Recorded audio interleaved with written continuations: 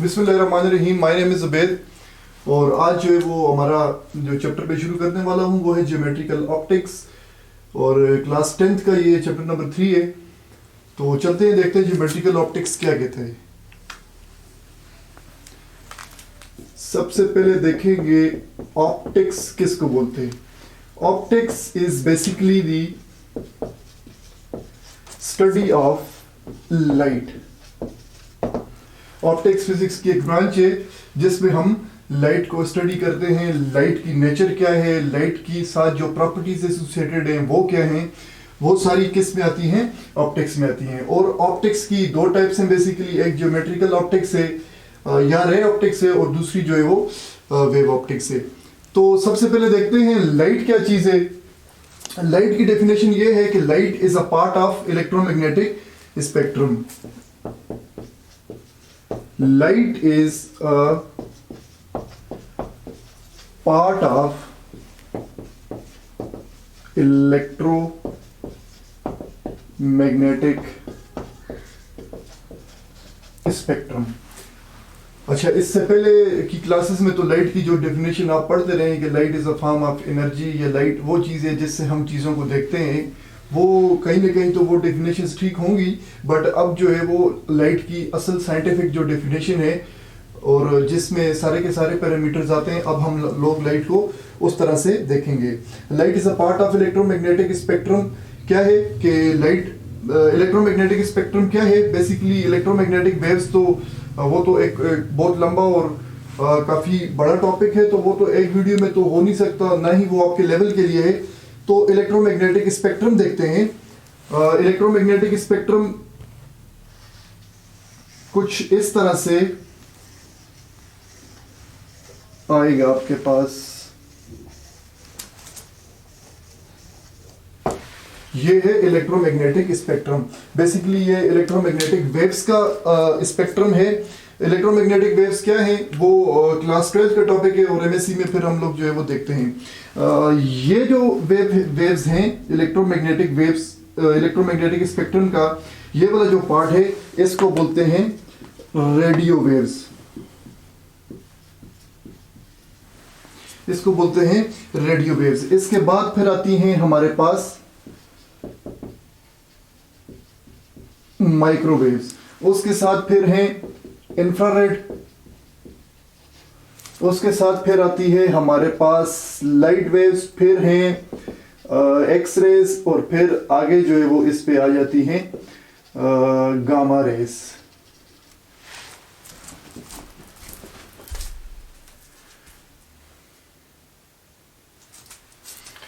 पीछे आ जाती हैं गामा रेज। अब इसको ऑप्टिक्स तो क्लियर हो गया आपको। Optics is the study of light, और light is a part of electromagnetic spectrum. और नीचे जो है वो इलेक्ट्रोमैग्नेटिक स्पेक्ट्रम भी देखा, शुरू में रेडियो वेव्स हैं, फिर जो है वो माइक्रोवेव्स हैं, फिर इंफ्रारेड हैं, फिर एक्स रेज हैं, और फिर गामा रेज हैं। तो अब इलेक्ट्रोमैग्नेटिक स्पेक्ट्रम को वेवलेंथ और फ्रीक्वेंसी के पॉइंट ऑफ व्यू से स्टडी करते हैं। इसमें वेवलेंथ जो है वो from left to right wavelength होती है डिक्रीज, वेवलेंथ डिक्रीजेस, और फ्रीक्वेंसी इसमें इंक्रीज होती है, frequency increases from left to right in the electromagnetic spectrum. Wavelength decreases and frequency increases. Wavelength क्या होती है कि दो क्रस्ट्स के दरमियान डिफरेंस, या दो एडजेसेंट ट्रफ्स के दरमियान डिफरेंस जो है वो बेसिकली क्या होता है, वेवलेंथ होती है। वो हम लोग वेव्स के चैप्टर में देखेंगे। तो ये आपको सामने नजर आ रहा है कि वेवलेंथ डिक्रीज हो रही है और फ्रीक्वेंसी जो है वो क्या हो रही है, इंक्रीज हो रही है। Gamma rays basically electromagnetic wave में हाईली सबसे ज्यादा फ्रीक्वेंसी वाली है, और रेडियो वेव्स जो है वो सबसे कम फ्रीक्वेंसी वाली है। तो बाकी के साथ तो हमारा कोई काम नहीं है। लाइट वेव्स जो है वो ये वाला स्पेक्ट्रम हम लोग स्टडी करेंगे, जिसको आप लोगों ने याद रखा हुआ है इस तरह के नाम से, विद गोयर जिसको आप बोलते हैं। Basically violet, indigo, blue, green, yellow and orange, और उसके बाद आता है आखिर में रेड। तो ये तो हो गया लाइट के बारे में कि लाइट जो है वो इलेक्ट्रोमैग्नेटिक स्पेक्ट्रम का एक पार्ट है, जिसमें आपने देखा इलेक्ट्रोमैग्नेटिक स्पेक्ट्रम देखा कि वेवलेंथ जो है वो रेडियो वेव से गामा रेज की तरफ वेवलेंथ डिक्रीज होती है और फ्रीक्वेंसी जो है वो क्या होती है, इंक्रीज होती है। इसके बाद चलते हैं ऑप्टिक्स की फिर टाइप्स को देखते हैं। ऑप्टिक्स की हमारे पास दो टाइप्स हैं। ऑप्टिक्स दो टाइप्स हैं, एक हमारे पास है वेव ऑप्टिक्स और दूसरी हमारे पास है जियोमेट्रिकल ऑप्टिक्स या इसको रे ऑप्टिक्स भी बोला जाता है। ठीक है, जियोमेट्रिकल ऑप्टिक्स या रे ऑप्टिक्स। ठीक है, जियोमेट्रिकल ऑप्टिक्स आपकी क्लास 10th में है, वेव ऑप्टिक्स जो है वो आगे फर्स्ट ईयर में आएगा। तो वो वाला जो ऑप्टिक्स का वो वाला पोर्शन है वो आप लोग वहां पे पढ़ेंगे। जियोमेट्रिकल ऑप्टिक्स या रे ऑप्टिक्स को हम लोग देखते हैं। रे ऑप्टिक्स में तो ये कहा जाता है कि लाइट को एज अ रे हम लोग कंसिडर करते हैं और रे की बेस पे हम लोग मटेरियल्स को भी स्टडी करते हैं और लाइट को भी रे मानकर स्टडी करते हैं। जबकि वेव्स के केस में हम लाइट को एज अ वेव कंसिडर करते हैं और मटेरियल के साथ जो उसका इंटरेक्शन है वो भी एज अ वेव मानकर करते हैं और मटेरियल्स के साथ इंटरेक्शन भी एज अ वेव मान के करते हैं और लाइट की जो वेव की सारी प्रॉपर्टीज हैं वो भी लाइट पे हम वेव के पॉइंट ऑफ व्यू से अप्लाई करते हैं। तो जियोमेट्रिकल ऑप्टिक्स में यूजुअली हमारे पास हम जिन ऑब्जेक्ट्स को पढ़ते हैं उनका साइज जो है वो लाइट की वेवलेंथ से बहुत ज्यादा होता है। For example in geometrical objects you will study about lenses और लेंसेज का साइज जो है वो वेवलेंथ से बहुत ज्यादा है। दूसरे जो है चीज है, मिसाल के तौर पर प्रिज्म आएगा, प्रिज्म का भी साइज जो है वो लाइट की वेवलेंथ से बहुत ज्यादा है। तीसरा आपके पास माइक्रोस्कोप, टेलीस्कोप वगैरह आएंगी। माइक्रोस्कोप या टेलीस्कोप आपके पास आएगी, इसका साइज भी जो है वो लाइट की वेवलेंथ से बहुत ज्यादा है। जबकि वेव ऑप्टिक्स में हम लोग जिन चीजों जो चीजें हम लोग देखते हैं उनका साइज जो है वो comparable to the wavelength of the light होते हैं।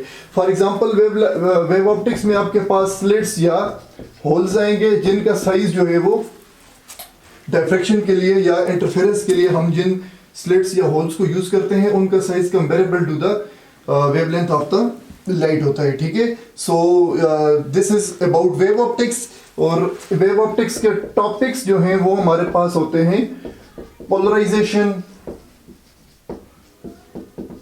Diffraction, interference etcetera. ठीक है, ये आते हैं हमारे पास, इंटरफेरेंस एक्सेट्रा ये आते हैं वेव ऑप्टिक्स में। सो ज्योमेट्रिकल ऑप्टिक्स आपने देख लिया कि हम ज्योमेट्रिकल ऑप्टिक्स में उन ऑब्जेक्ट्स को पढ़ते हैं जिनका साइज लाइट की वेवलेंथ से बहुत ज्यादा है और वेव ऑप्टिक्स में हम जिन चीजों को ऑब्जेक्ट्स को पढ़ते हैं उनका size comparable to the wavelength of light होता है। बेसिकली स्लिट्स और होल्स की बात करते हैं।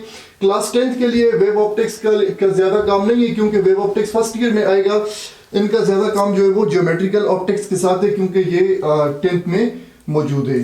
तो ये तो ज्योमेट्रिकल ऑप्टिक्स, रे ऑप्टिक्स के बारे में हो गया। चलते हैं आगे।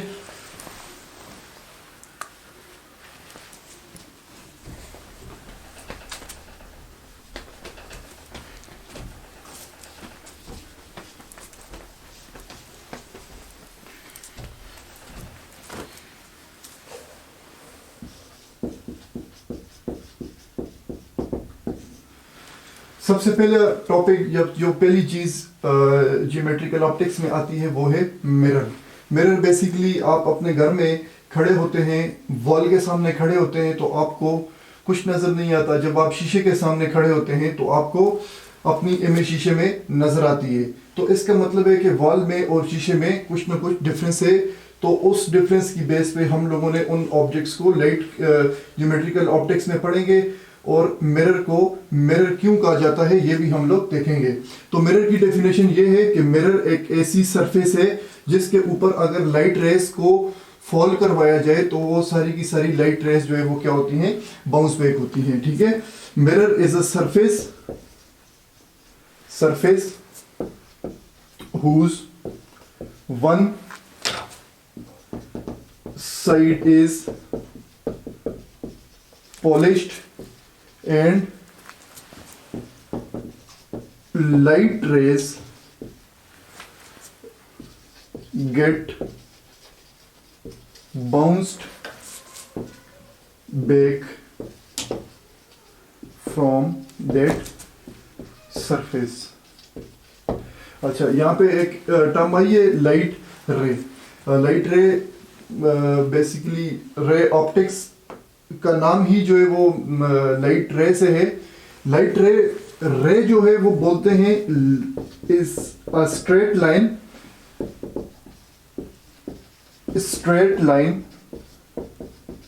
in which light travels. ठीक है, रे क्या है? रे is a straight line in which light travels. For example, आपके पास रूम में एक लाइट सोर्स है जो आप लोगों ने रूम के सेंटर में लगाया हुआ है. तो इससे जो लाइट निकल रही है ये इक्वली सारी डायमेंशंस में इस तरह से निकल रही होगी. तो ये जो स्ट्रेट लाइन है इसको बोला जाता है रे ऑफ लाइट. ठीक है, इसको हम लोग क्या बोलते हैं? रे ऑफ लाइट बोलते हैं. अगर एक सरफेस है उसके ऊपर more than one rays of light आके फॉल हो रही हैं तो हम लोग उन रेज ऑफ लाइट को बोलेंगे बीम ऑफ लाइट. ठीक है, so mirror is a surface whose one side is polished and light rays get bounce back from that very surface. One side is polished. अब इसको नेक्स्ट में मैं explain करता हूँ. रे भी आप लोगों ने देख लिया कि it is a straight line in which light travels.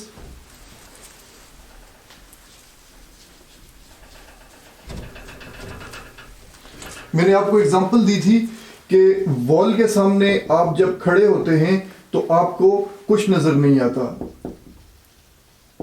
ठीक है, वॉल, दिस इज वॉल, और जब आप इसके सामने खड़े होंगे आपको कुछ भी नजर नहीं आता. लेकिन जब आप मिरर के सामने खड़े होते हैं तो मिरर पे आपको एक इमेज जो है वो नजर आती है. ठीक है, मिरर पे आपको क्या नजर आती है? इमेज.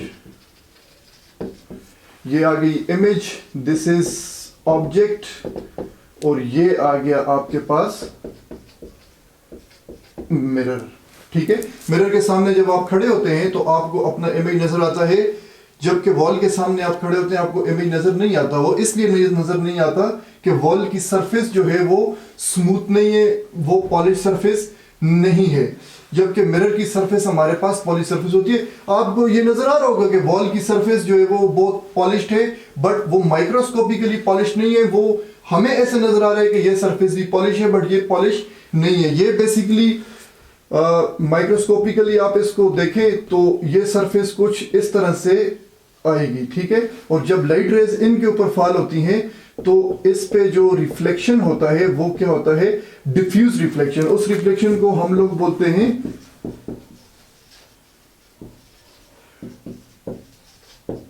Diffuse reflection. ठीक है, वॉल बेसिकली किसी किस्म का रिफ्लेक्शन नहीं करती, या रिफ्लेक्शन जो करती है उसको बोलते हैं डिफ्यूज रिफ्लेक्शन. जबकि मिरर जो है आपकी सारी जो रेज ऑफ लाइट है इसके ऊपर जो फॉल होती हैं उन सारी की सारी रेज ऑफ लाइट को क्या करेगा? रिफ्लेक्ट करेगा. फिर ये प्लेन मिरर है, प्लेन मिरर पे इमेज कैसे बनती है ये हम लोग बाकी की वीडियोस में देखेंगे. अब तक के लिए मुझे लगता है यही काफ़ी है. फिर मिरर्स की हमारे पास टाइप्स होती हैं. प्लेन मिरर है और स्फेरिकल मिरर है. तो मिरर हम लोगों ने देखा कि एक ऐसी सरफेस है जो लाइट रेस को रिफ्लेक्ट करती है, और इसके ऊपर जितनी भी लाइट पड़ती है 100% तो रिफ्लेक्ट नहीं कर सकती, बट उस लाइट का मैक्सिमम पोर्शन ये जो है वो क्या करेगी? रिफ्लेक्ट करेगी. जबकि मिरर के अलावा जो सरफेसेस हैं वो डिफ्यूज रिफ्लेक्शन करती हैं और लाइट रेस को रिफ्लेक्ट नहीं कर सकती.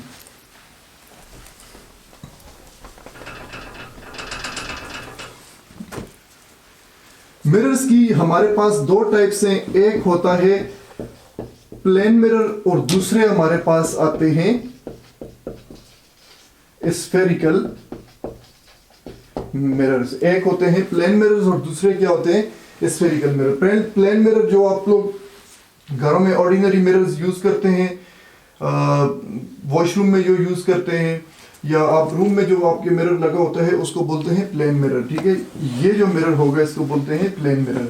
ठीक है, इसके सामने आप लोग जब खड़े होते हैं, खैर इमेज पे तो मैं नेक्स्ट वीडियोस में बात करूंगा फिलहाल तो हम लोग जनरली मिरर्स को देख रहे हैं। इसके सामने आप जब खड़े होते हैं तो इसका इमेज जो है वो मिरर के पीछे कुछ यहाँ पर बनेगा। जैसे जैसे आप दूर जाते जाते हैं आपका इमेज भी आपसे दूर जाता जाता है। ठीक है, हमें ये नजर आता है कि जैसे मैं मिरर में खड़ा हूँ, मुझे नजर आ रहा है कि मिरर में सामने मेरे कोई एक और आदमी भी खड़ा है। तो मैं जब पीछे जाऊंगा तो मुझे ये नजर आएगा कि वो आदमी भी मिरर से पीछे जा रहा है।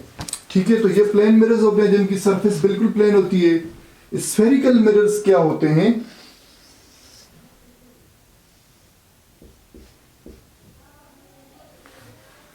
ये लेट से आपके पास आ गया एक स्फीयर। इस स्फीयर की मैं इनर सरफेस को बिल्कुल पॉलिश कर देता हूं और आउटर सरफेस पे मैं क्या कर देता हूं, कोटिंग कर देता हूं। इस तरह से इनर सरफेस इसकी बिल्कुल पॉलिश है और आउटर सरफेस को मैं कोटिंग कर देता हूं। अब अगर मैं इस एक साइड को यहां से काट दूं तो ये साइड आपके पास कुछ इस तरह से आएगा। ये साइड जो है, इस साइड पे सिल्वर की या एल्यूमिनियम की कोटिंग हुई हुई है और अंदर वाली साइड जो है वो क्या है, पॉलिश्ड है। तो स्फेरिकल मिरर्स कुछ इस तरह से होते हैं और स्फेरिकल मिरर्स की भी दो टाइप्स होती हैं। स्फेरिकल एक टाइप जो है वो हमारे पास है कॉनकेव मिरर और दूसरी टाइप जो है वो हमारे पास है कॉन्वेक्स मिरर। तो कॉनकेव मिरर में मिरर की इनर सरफेस पॉलिश्ड होगी और कॉन्वेक्स मिरर कुछ इस तरह से होगा, वो भी इसी तरह से है। ये स्फेरिकल मिरर में से आपने क्या किया, एक स्लाइस काटा। इसका ये है कि इसकी इनर सरफेस पॉलिश्ड, बल्कि ये तो नजर नहीं आएगा तो इसको इधर बता देते हैं। कॉन्वेक्स मिरर की आउटर सरफेस पॉलिश्ड और इनर सरफेस जो है वो क्या की जाती है, कोटिंग की जाती है। This is convex mirror. So plane mirrors भी आपने देखे, कॉनकेव मिरर भी देखा, कॉन्वेक्स मिरर भी देखा। नेक्स्ट वीडियो में हम लोग इसकी इमेज फॉर्मेशन देखेंगे कि प्लेन मिरर्स में इमेज फॉर्मेशन कैसी है, कॉनकेव मिरर में कैसी है और कॉन्वेक्स मिरर में इमेज फॉर्मेशन कैसी होती है। So thank you very much. This was all about mirrors. Let's meet in the next video.